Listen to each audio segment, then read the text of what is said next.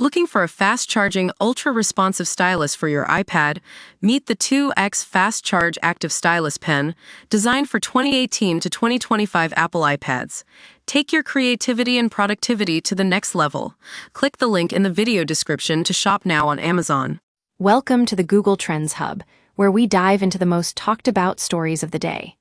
Today, we're discussing a fascinating example of how politics and business can sometimes collide in unexpected ways. We're looking at Sen Mike Lee's new legislation, which targets Google and Facebook for their dominance in the AdTech sector. But as we dig deeper, it becomes clear that there's more to this story than meets the eye. To understand why Lee's approach might be flawed, let's take a step back and look at how the advertising landscape has evolved over time. Back in the 1990s, magazines like Vanity Fair were the epicenter of high-end advertising. These publications would sell hundreds of pages of ads to big brands looking to reach affluent readers. And it was a lucrative business model. Editor Graydon Carter alone earned millions per year, while the brands that bought ads saw huge returns in sales and visibility.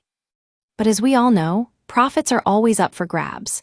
The rise of the internet and platforms like Facebook proved to be the ultimate disruptor. Dana Brown, a longtime employee of Carter's, explains it perfectly. Facebook was able to target advertising at very specific demographics and then show advertisers actual figures of who saw the ad, who clicked on it, and who made the purchase. Suddenly, magazines that relied solely on expensive ads were no longer the dominant force they once were.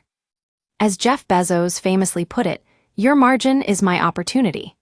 And with the advent of data-driven advertising, platforms like Google and Facebook became the go-to destinations for savvy advertisers. Magazines, which had once reigned supreme, found themselves struggling to stay relevant. Now, Sen Lee's America Act aims to regulate these tech giants and limit their dominance in the AdTech sector. But here's the thing.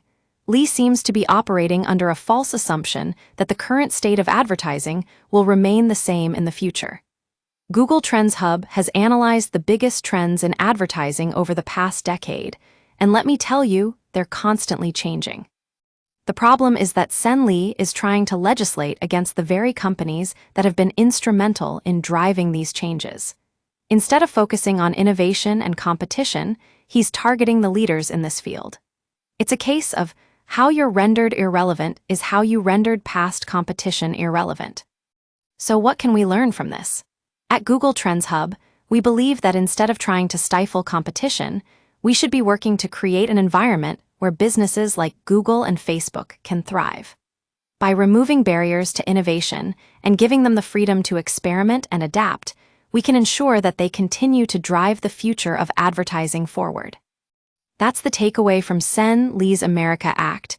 It's a reminder that with great power comes great responsibility, but also the need for policymakers to think critically about the changing landscape of business and technology. Thanks for joining us on this episode of the Google Trends Hub.